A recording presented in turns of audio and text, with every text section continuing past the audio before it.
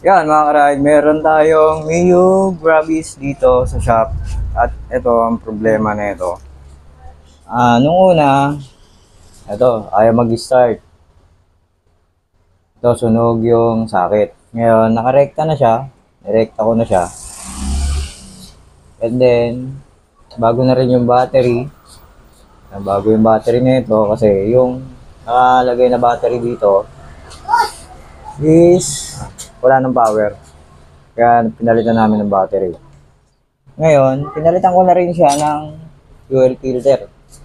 Kasi namamatay. Ngayon, ito, ang issue na ito, yan, 12.4 yung 12.5 yung volts na ito. Okay yan. Ngayon, pag pino-start natin siya, ito, ang nangyayari dito, push-start mo nga rin, ang nangyayari dito, sa motor na to, pag pino-start yan, push-start ni Allen, ayan, ayan, mapapansin nyo yung magneto, okay, ayan, yan lang nangyayari sa kanya. Hindi niya kayang ituloy ikot yung magneto. Ngayon, try natin i-kickstart. Ito. Mandar siya, pero napakatigas i-kick nito. Yan. Okay naman siya, nagcha-charge. Ayan, kung mapapansin nyo, 13.0. May check engine, history lang yan mga ka-ride. May na-detect na error dito nung una. Pero madali nang i-ano yan. Gamit lang tayo ng diagnostic tool para ma-erase siya. Yan, nakarekta na to. Tatlong wire dito sa sakit lahat papuntang stator. Okay siya, under siya, pero pag sa push start, ayaw, hindi niya kaya. Ngayon, check natin. Tingnan natin yung mga possibilities kung bakit napakahirap i-start sa push button and then napakatigas nung kickstart. Yan. Okay, check natin mga ka-ride.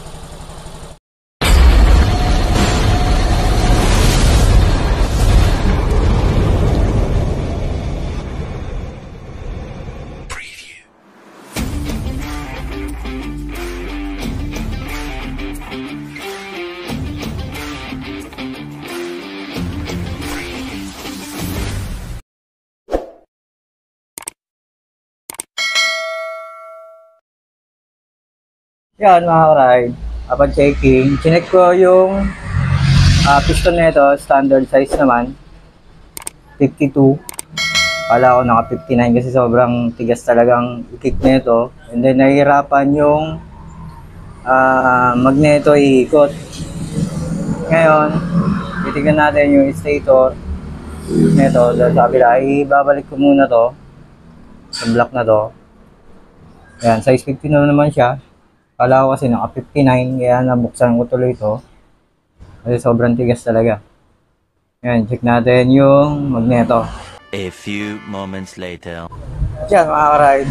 Okay na itong Mio Gravis na ginagawa natin. Nilinis ko lang yung magneto.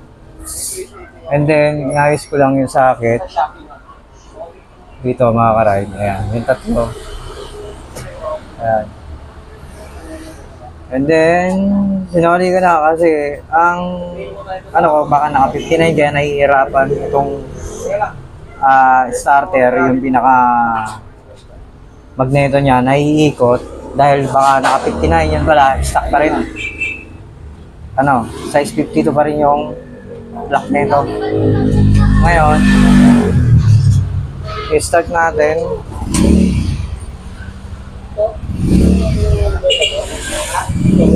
Ito lang dito. Nak, start mo nga, nak.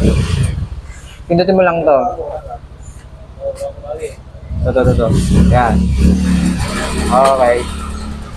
Yun.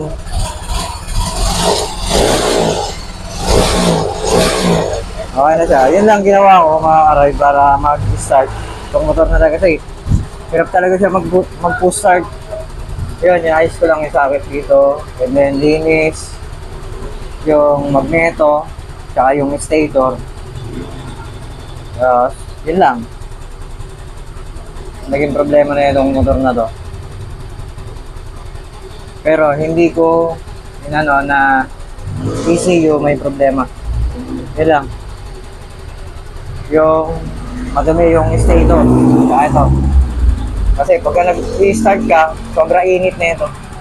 Ibig sabihin, kulang sa contact. Yan. Nice ko lang yan. Tapos hirap din siya umikot kasi puro kalawang yung stator niya. Yung pinaka-coil. Nilinis ko lang din. Yan, alright. Yun lang yung problema nito. Akala ko naka 59. All stock yung ano nito kaya nahihirapan. Yun. Okay na to. Nag-start na tong grabis na ginagawa natin. Dinala tong ano na to. Tulak-tulak. Ayan.